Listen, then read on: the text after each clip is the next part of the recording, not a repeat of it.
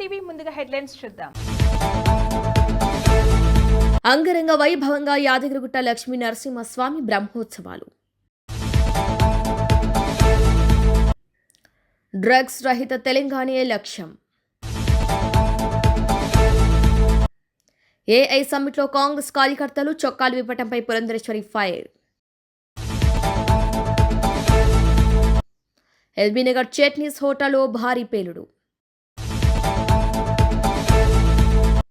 Google AI హబ్కు వచ్చే నెలలో శంకుస్థాపన.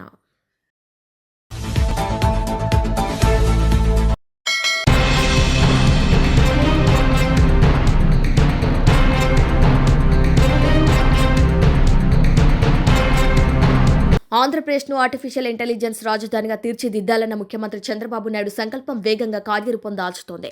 విశాఖపట్నం, అనకాపల్లి జిల్లాలో ప్రతిష్టాత్మకమైన ఏఐ డేటా సెంటర్ ప్రాజెక్టు కోసం ప్రభుత్వం భూ కేటాయింపులను భారీగా పెంచుతూ కీలక నిర్ణయం తీసుకుంది. గతంలో నిర్ణయించిన 480 ఎకరాలకు ఇప్పుడు 601.4 ఎకరాలకు పెంచుతూ సవరించిన ఉత్తర్వులు జారీ చేసింది. ఈ విస్తరణలో ఉత్తరాంధ్ర ముఖ చిత్రం ఐటీ రంగంలో ప్రపంచ స్థాయికి చేరనుంది. ఇప్పటికే భూసేకరణ పూర్తయింది. అందరికీ పరిహారం పంపిణీ చేశారు. ఈ భారీ ప్రాజెక్టు కోసం 3 ప్రధాన ప్రాంతాల్లో భూములను కేటాయించారు.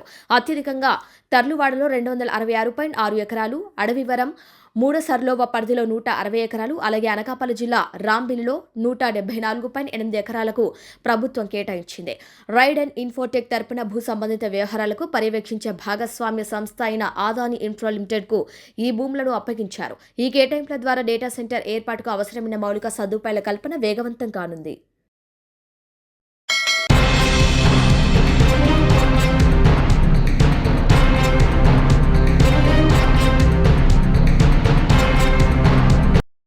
కాంగ్రెస్ పార్టీ తీరు దేశానికి తీరు అవమానకరంగా ఉందని బీజేపీ ఎంపీ దగ్గుపాటి పురంధరేశ్వరి తీవ్ర స్థాయిలో విమర్శించారు.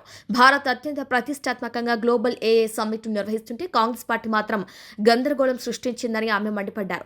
దేశ గౌరవాన్ని పక్కన పెట్టి అంతర్జాతీయ వేదికపై భారత్ను అగౌరవపరిచేలా వ్యవహరించిందని ఆరోపించారు. ఈ విషయంపై ఆమె మాట్లాడుతూ భారత్ తన సాంకేతిక నాయకత్వాన్ని ప్రపంచానికి చాటిచెప్పే సమయంలో రాహుల్ గాంధీ నేతృత్వంలోని కాంగ్రెస్ కార్యకర్తలు సమ్మిట్ వేదిక వద్ద చొక్కాలు విప్పి గందరగోళం సృష్టించారు. అంతర్జాతీయంగా మన దేశాన్ని అవమానించడానికే ఉద్దేశపూర్వకంగా ఈ చర్యకు పాల్పడ్డారు అని పురంధరేశ్వరి పేర్కొన్నారు. భారత్ ఒక టెక్నాలజీ దిగ్గజంగా ఎదిగేందుకు కృషి చేస్తున్న తరుణంలో ఇలాంటి ప్రవర్తన దేశ పతనానికి దారితీస్తుందని ఆమె ఆవేదన వ్యక్తం చేశారు. రాజకీయ వ్యతిరేకత ఉండొచ్చు, కానీ దానికోసం దేశ ప్రతిష్టను ప్రపంచవ్యాప్తంగా దిగజార్చడం సరికాదు. ఇలాంటి చర్యలను భారత్ సహించదని పురంధరేశ్వరి స్పష్టం చేశారు.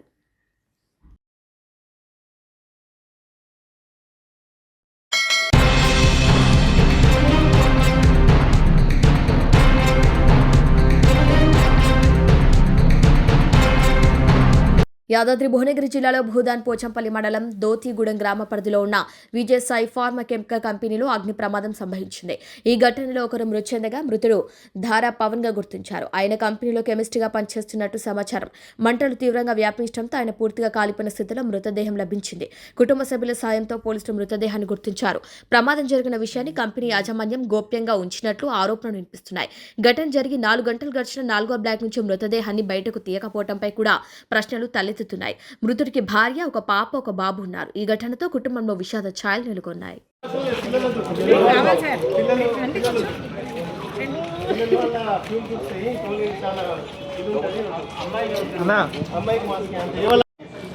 ఇవన్నీ మిథనాల్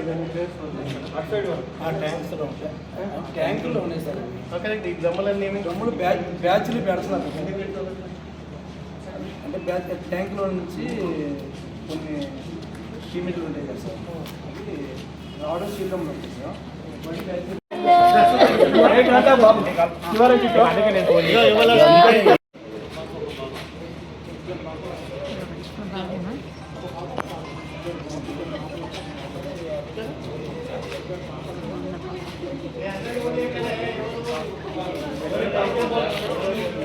మన యాదయ్య మన పైన స్లాబ్ ఉంది.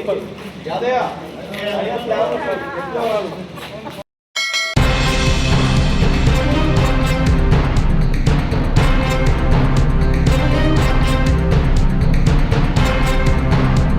హైదరాబాద్లోని ఎల్బీ నగర్ చట్నీస్ హోటల్లో భారీ పేలుడు సంభవించింది. హోటల్ కిచెన్లో ఇడ్లీ స్టీమర్ ఒక్కసారిగా పేలిపోయింది. దీంతో 3 సిబ్బందికి తీవ్ర గాయాలయ్యాయి. పేలుడు దాటికి హోటల్లో ఉన్న కస్టమర్లు భయంతో బయటకు పరుగులు తీశారు. సమాచారం అందుకున్న పోలీసులు ఘటనా స్థలానికి చేరుకుని గాయపడిన వారిని ఆసుపత్రికి తరలించారు. ఈ ప్రమాదంతో ఆ ప్రాంతంలో ఒక్కసారిగా కలకలం రేగింది.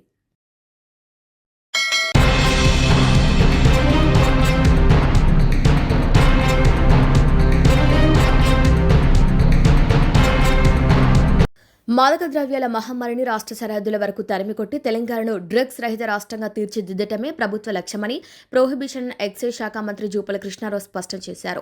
Telangana prohibition and excise executive officers association రూపొందించిన డైరీ క్యాలెండర్లను శుక్రవారం రవీంద్ర భారతిలో మంత్రి జూపల్లి ఆవిష్కరించారు.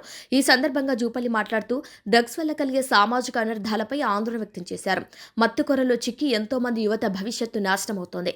ఎన్నో కుటుంబాలు చితికిపోతున్నాయి. తల్లిదండ్రుల ఆశలు అడియాసలవుతున్నాయి. ఇలాంటి అరాచక శక్తులను సమాజం నుంచి ఏరిపారేయాలి. డ్రగ్స్ ఫ్రీ తెలంగాణ మన లక్ష్యం కావాలని స్పష్టం చేశారు. విధి నిర్వహణలో ప్రాణాలను పణంగా పెట్టి గంజాయి ముఠాను అడ్డుకునే క్రమంలో కానిస్టేబుల్ సౌమ్య మృతి చెందడం దురదృష్టకరమని మంత్రి పేర్కొన్నారు. ఆమె కుటుంబానికి ప్రభుత్వం అన్ని విధాలా అండగా నిలుస్తుందని అన్నారు. ప్రభుత్వం తక్షణమే స్పందించి ₹1 కోటి ఆర్థిక సహాయాన్ని అందించిందని గుర్తు చేశారు. స్మగ్లర్ల ఆగడాలను అరికట్టడంతో పాటు అధికారుల ఆత్మరక్షణ కోసం ఎక్సైజ్ శాఖకు ఆయుధాలు ఇచ్చే అంశం ప్రస్తుతం ప్రభుత్వ పరిశీలనలో ఉంది. వారికి అవసరమైన శిక్షణ ఇచ్చి ఆయుధాలను అప్పగిస్తామని జూపల్లి ప్రకటించారు. అక్రమ మద్యం నియంత్రణ, మాదక ద్రవ్యాల నిర్మూలనకు అంకిత భావంతో పనిచేస్తున్న అధికారులను ఈ సందర్భంగా మంత్రి జూపల్లి అభినందించారు. రాష్ట్రంలో మాదక ద్రవ్యాల కట్టడికి అధికారులు తమ శక్తి వంచన లేకుండా కృషి చేయాలని, ఈ పోరాటంలో ప్రభుత్వం ఎల్లప్పుడూ అధికారుల వెంటే ఉంటుందని, అవసరమైతే వనరులు కల్పిస్తుందని భరోసా ఇచ్చారు. ఎక్సైజ్ శాఖ అధికారులు సిబ్బంది సమస్యల పరిష్కారానికి కృషి చేస్తారని, తన సహాయ సహకారాలు ఎల్లప్పుడూ ఉంటాయని చెప్పారు. ఈ కార్యక్రమంలో ఎక్సైజ్ శాఖ అదనపు Syed Yasin Qureshi, excise academy director Suresh Rathod, joint commissioner G Anjan Rao, deputy commissioner J Harikishan, prohibition and excise executive officers association అధ్యక్షులు సూర్యకృష్ణ, జనరల్ సెక్రటరీ చిరంజీవి తదితరులు పాల్గొన్నారు. మరి ఆ కమిట్మెంట్ మీకు అభినందిస్తూ దురదృష్టవశాత్తు మరి ఆ సంఘటన జరిగింది.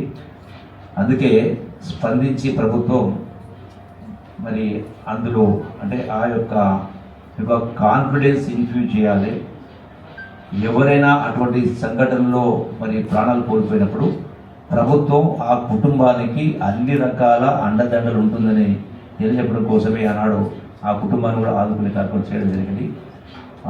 డిలే కాకుండా ఆ యొక్క చెక్ను కూడా ఇమీడియట్గా అందించే కార్యక్రమం చేయడం జరిగింది. ఎందుకంటే బాధ్యత మీరెట్లయితే ప్రాణాలకు తెగించి అంకిత భావంతో పనిచేస్తూ ఉన్నప్పుడు ప్రభుత్వం కూడా అదే ప్రపోజల్లో స్పందించాలి. కాబట్టి అందులో మా గొప్పతనం ఏమీ లేదు, మా బాధ్యతగా గుర్తించి చేసే కార్యం చేయడం జరిగింది. అట్లాగే ఇతర సమస్యలు మీ యొక్క అసోసియేషన్కి సంబంధించినటువంటి వివిధ రకాల సమస్యలు ఏవైతే ఉన్నాయో అది విత్ ఫైనాన్షియల్ కమిట్మెంట్ కావచ్చు, వితౌట్ ఫైనాన్షియల్ పరిష్కారానికి ప్రభుత్వం అంకిత భావంతో పనిచేసి మీ సమస్య పరిష్కారానికి తప్పకుండా నా వంతు సహాయ సహకారం ఉంటాయని చెప్పని మరొకసారి మీ అందరికీ కూడా తెలియజేసుకుంటూ ఇట్లాగే రాష్ట్ర ప్రభుత్వం ముఖ్యంగా ఈ సందర్భంలో నా రిక్వెస్ట్ మీదతో కూడా ఈ యొక్క డ్రగ్స్ను రకరకాల ఎందుకంటే ఈ యొక్క డ్రగ్స్ బారిన పడి చాలా కుటుంబాలు పూర్తిగా ధ్వంసం అయిపోయి చితికిపోయే పరిస్థితి వస్తూ ఉంది. అందుకే మీకు ఈ యొక్క డ్రగ్స్ను ఏరివేసే దాంట్లో మీకు ఏమేం కావాలో ఇంటెలిజెన్స్ రిపోర్ట్స్ కావచ్చు, ఇతర సమాచారం కావచ్చు, అందుకే ఆ రోజు నేను ఈ ఇన్సిడెంట్ జరగక ముందుకే ఒక సమీక్షలో probably almost I think more than 9 months back ఒక సమీక్షలో ఎందుకు మీకు వెపన్స్ ఇవ్వడం లేదు, వెపన్స్ ఇవ్వాలని చెప్పని దాని తక్షణమే ఆ ఫైల్ కూడా ప్రాసెస్ చేసి పంపని చెప్పడం జరిగింది. ఆ రోజునే ఆ ఫైల్ రాగానే 100% మీకు అందరికీ కూడా ఎట్లయితే, ఎందుకంటే question of safety and security పనిలో చేస్తున్నప్పుడు ఆ సేఫ్టీ సెక్యూరిటీ ఇంపార్టెంట్. కాబట్టి ఎట్లయితే పోలీస్ డిపార్ట్మెంట్కి ఆయుధాలు ఉన్నాయో మీ అందరూ కూడా ఆయుధాలు ఇచ్చే కార్యక్రమం చేసి ఇటువంటి సంఘటనలు పునరావృతం కాకుండా కోసం ఇటువంటి సమాచారం వచ్చినప్పుడు ఒకరు కాకుండా 10 మంది వెపన్స్తో కలిసి వెళ్ళేటువంటి కార్యక్రమం జరగాలి. కాబట్టి మీకు వీళ్ళ త్వరలో ఆ వెపన్స్ కూడా ఇప్పించే కార్యక్రమం చేసి మళ్ళీ మీకు ట్రైనింగ్ కూడా ఇచ్చేటువంటి కార్యక్రమం చేసి ఈ యొక్క డ్రగ్స్ మహమ్మారిని రాష్ట్ర పొలిమేరు నుంచి తరిమేసే కార్యక్రమం జరగాల.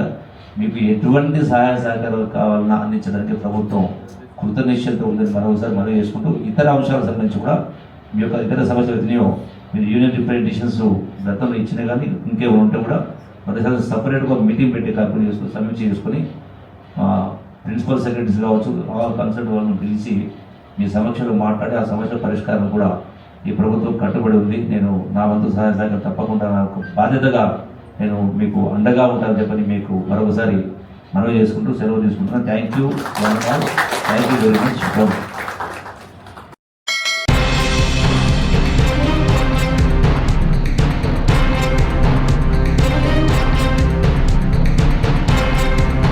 యాదగిరిగుట్ట లక్ష్మీ నరసింహస్వామి బ్రహ్మోత్సవాలు అంగరంగ వైభవంగా జరుగుతున్నాయి. 3వ రోజు బ్రహ్మోత్సవాల్లో భాగంగా రాత్రి బంగారు శేష వాహన సేవపై భక్తులకు దర్శనమిచ్చాడు యాదగిరీశుడు. బంగారు శేష వాహన సేవపై లక్ష్మీ నరసింహుణ్ణి వివిధ రకాల పూలతో నయన మనోహరంగా అలంకరించి ఆలయ తిరుమాడ వీధుల్లో ఊరేగించారు. ఆలయ అర్చకుడు వేద మంత్రాలు, మంగళ వాయిద్యాలు, పారాయణాలు నడుమ ఘనంగా స్వామివారి సేవ నిర్వహించారు. ఆలయ తూర్పు గోపురం ముందు స్వర్ణశేష వాహన సేవను అధిష్ఠింపజేసి మంత్రోచ్చరణలతో పూజలు నిర్వహించి శేషవాహన సేవ విశిష్టతను భక్తులకు తెలియజేశారు ఆలయ అర్చకులు. స్వర్ణశేష వాహన సేవలో జిల్లా కలెక్టర్ హనుమంతరావు, ఆలయ ఈవో భవానీ శంకర్, ఆలయ అనువంశిక ధర్మకర్త నరసింహమూర్తి, ఆలయ అధికారులు, భక్తులు పాల్గొన్నారు. ఫిబ్రవరి 18వ తేదీన ప్రారంభమైన బ్రహ్మోత్సవాలు 28వ తేదీ వరకు జరగనున్నాయి.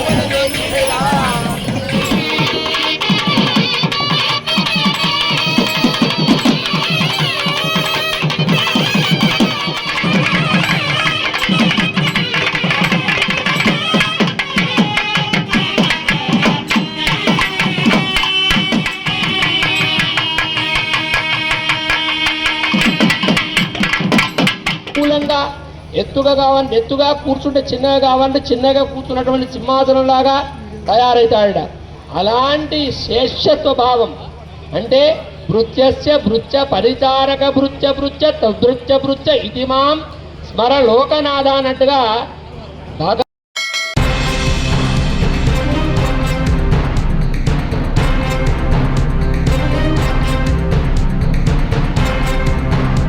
తెలంగాణ సరిహద్దు కర్రెగుట్టల అటవీ ప్రాంతంలో ల్యాండ్ మైన్ పేలటంతో 39వ బెటాలియన్కు చెందిన జవాన్ నవదీప్ తీవ్రంగా గాయపడ్డారు. జెల్లా పామునూరు మార్గంలో సెర్చ్ ఆపరేషన్ చేస్తుండగా ఈ ఘటన జరిగినట్టు తెలుస్తుంది. వెంటనే అధికారులు ఆర్మీ చాపర్ ద్వారా వరంగల్ ఆసుపత్రికి తరలించారు. కాగా నేడు ఉదయం నుంచి 11 ఐఈడీలను గుర్తించి బీడీఎస్ బృందాలు నిర్వీర్యం చేశాయని సమాచారం.